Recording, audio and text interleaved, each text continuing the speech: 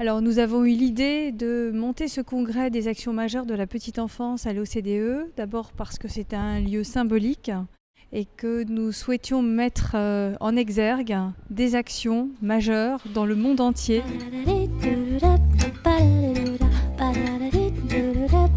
En toute humilité, je dédie ce congrès au collectif qui l'a inspiré. Plus que jamais, dans nos sociétés bouleversées, nous avons cette responsabilité de trouver les moyens de construire un monde plus pacifique. Madame, Monsieur le maire adjoint, je suis extrêmement ravie d'organiser cette conférence à l'OCDE au nom de l'Ensemble pour l'éducation et je voudrais vous féliciter tous d'avoir lancé cette réflexion et je voudrais souhaiter la bienvenue de tous ceux d'entre vous qui viennent de l'étranger. J'espère que vous aurez le temps de profiter un peu de cette ville.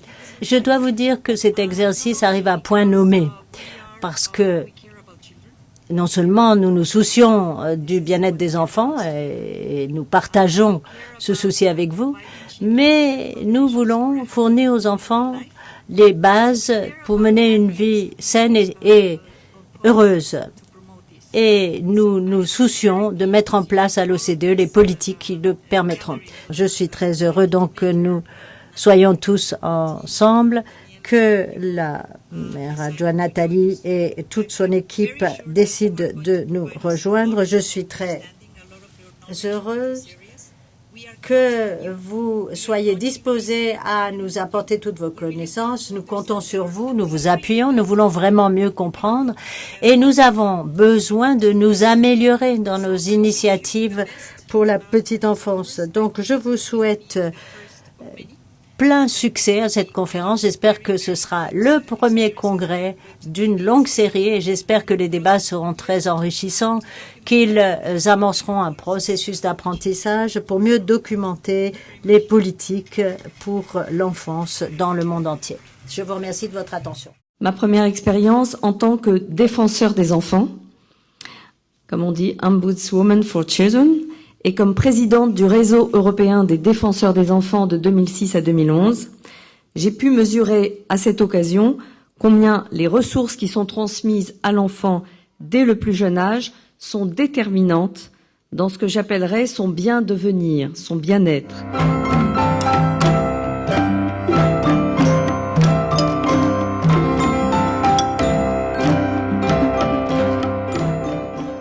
Comme nous avons à y faire face au niveau national, nous devons y faire face aussi à l'échelle de la planète. Et le plus beau symbole, c'est celui que nous venons d'avoir, à travers ce concert que viennent de nous donner des enfants du monde entier, qui nous invite à remplacer les canons par ce beau canon, ce bel hymne à la fraternité qu'est Frère Jacques. Mais bâtir, c'est ça, c'est investir pour l'avenir, et les précédents discours l'ont dit, la petite enfance, c'est un investissement. Et puis une société en paix, et ça suppose de répondre, de faire face aux défis de la planète qui sont tous des risques de tension, et faire de ces tensions, au contraire, des opportunités. C'est important de participer à un congrès comme celui d'aujourd'hui pour sensibiliser sur une des problématiques essentielles qui se posent aussi en France et dans d'autres pays, que sont les violences éducatives ordinaires. Ce sont les violences qui sont aujourd'hui tolérées et qui vont avoir des conséquences en matière de santé et en matière de développement pour les enfants qui grandissent dans nos pays. Alors on a tous un rôle à jouer. Bien sûr que les professionnels sont au contact de l'enfant, sont au contact des enfants et doivent jouer ce rôle. Et ils le jouent remarquablement bien. Quand on voit des crèches, on n'utilise pas, on ne fera pas les enfants dans les crèches. Il y a des lois, il y a des circulaires dans les écoles non plus. Eh ben, c'est formidable, ils arrivent à gérer 20 enfants de 2 ans, 1 an, 3 ans sans aucune violence. Oui, on a besoin de leur expertise, oui, on a besoin qu'ils soient sensibilisés, oui, on a besoin qu'ils soient formés et on a besoin qu'ils communiquent avec les parents pour leur apprendre. They want to know that investments in early childhood will ultimately help children grow to be good, not only employees, but good customers, good neighbors, good residents. Pour moi, c'est important de participer à un tel congrès parce que pour moi, la petite enfance, c'est vraiment la base. Et la manière dont on va accueillir les enfants dans notre société, les accompagner pendant leur petite enfance, est fondamentale pour leur épanouissement en tant qu'enfant, pour les adultes qui vont devenir et pour l'impact sur la société tout entière. Là où nous militons, c'est pour agir en amont au niveau de la prévention. Et c'est d'amener dans la formation des professionnels de la petite enfance, les personnels et les personnels de direction, des formations sur la relation, sur cette compréhension-là. À partir du moment où ils découvrent ça, souvent ils disent « mais pourquoi j'ai pas su ça avant ?» et ils changent leur pratique. Donc s'ils l'ont dans la formation initiale, on gagne du temps. Et de la même manière que ça puisse être accessible aux parents avant d'être parents.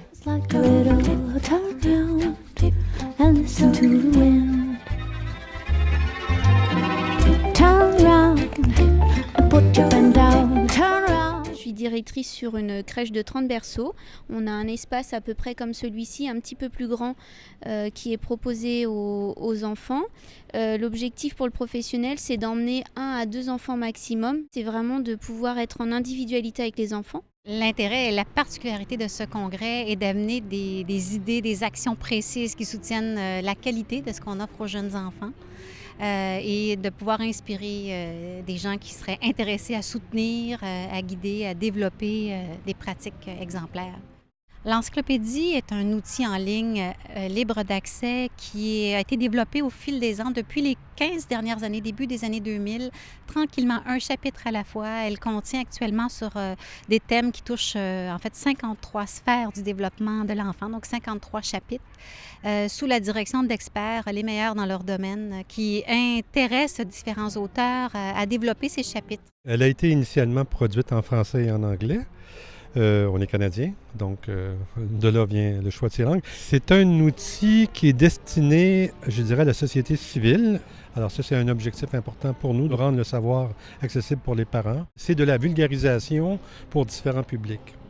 It is very important for me to be here in this Congress because I think that this is an event which brings together policymakers, researchers and organizations that all share the same goal, which is actually to expand the early childhood education and care and make it possible for more children to attend.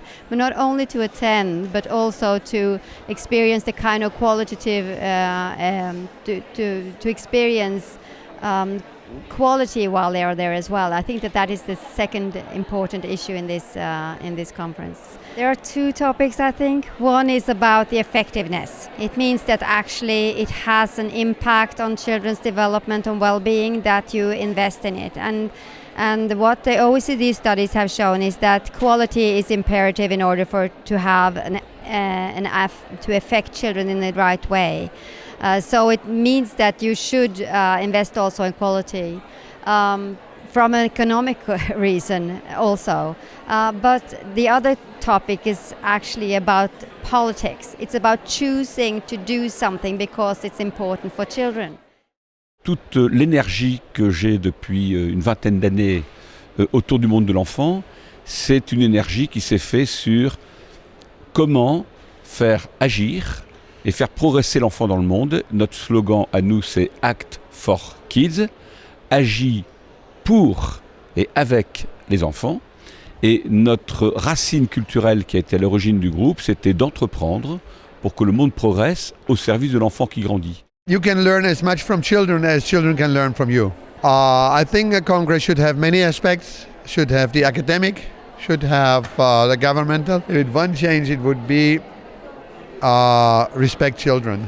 C'est pour ça que ce congrès est important, pour porter toutes les expériences internationales et pour vraiment envoyer un message de dire on connaît beaucoup, il faut se mettre main à l'œuvre pour assurer un résultat meilleur pour la petite enfance. L'éducation, c'est le sujet, je pense, le plus important parce que c'est ça qui nous donne la possibilité, comme être humain, de nous développer, d'être actifs dans la société, mais aussi de comprendre mieux le monde qu'on habite, qui est compliqué, qui est très, très avancé, très dynamique. Et donc, il faut avoir vraiment tous les outils pour survivre, pour avoir les succès. Alors maintenant, nous accueillons Nathalie Vicarini, fondatrice de Ensemble pour l'éducation, qui nous invite aujourd'hui, qui organise cet événement et qui va donc nous faire une présentation sur le principe de la bienveillance éducative, enjeu d'une société plus respectueuse. L'action que nous avons définie est une convergence de deux univers au service de la bienveillance éducative, comme le disait Thomas à l'instant.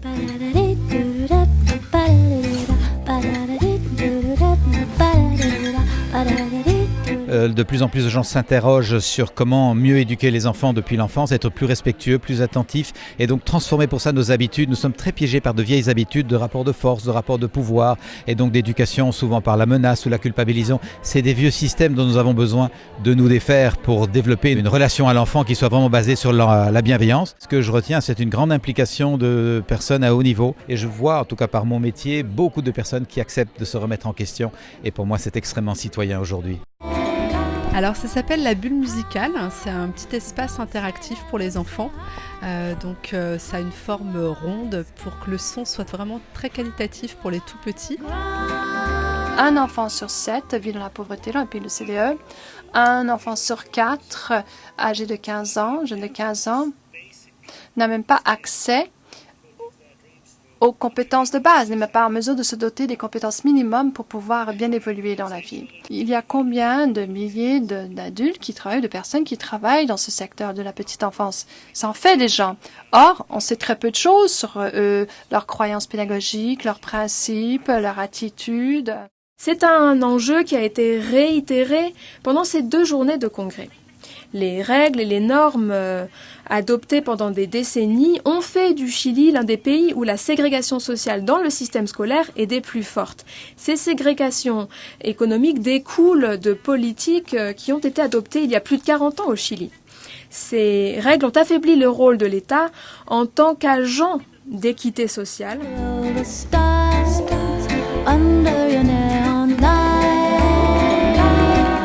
Maintenant, on a pu tous profiter de ces différents points de vue qui ont été exprimés dans le cadre de cette conférence et j'ose espérer que vous serez d'accord avec moi lorsque je dis que nous avons là un sujet véritablement fédérateur, rassembleur et qui se prête tout à fait à ce que l'on travaille ensemble.